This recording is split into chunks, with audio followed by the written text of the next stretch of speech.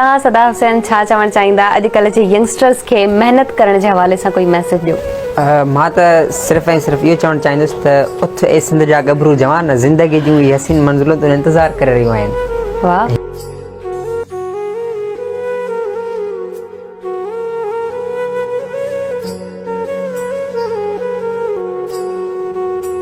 हीअ जेका दुनिया आहे हीअ सभु तुंहिंजो आहे, हिन जो वाली वारिस तूं ई आहीं।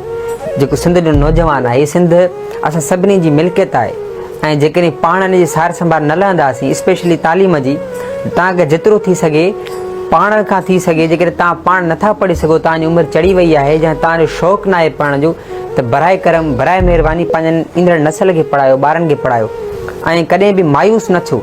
हिन समाज में पंहिंजे हिसे जो कमु कयो ऐं अजाइन माण्हुनि जी तनक़ीदुनि ते पंहिंजनि कमनि खे या जेका तव्हांजी कम जी स्पीड आहे उन स्पीड खे घटि न कयो, उन स्पीड जी जेका रफ़्तार जेका तव्हांजी रफ़्तार आहे उनखे ईअं तेज़ कयो। माण्हुनि जी तनक़ीदुनि ते पंहिंजनि फ़ैसिलनि खां हटी न वञो ऐं बुर्दबाज़ थियो ऐं पुख़्ता थी करे हिकिड़े हंधि वेहो। फतह जेका आहे इनशाला तव्हांजी थींदी। बहितरीन।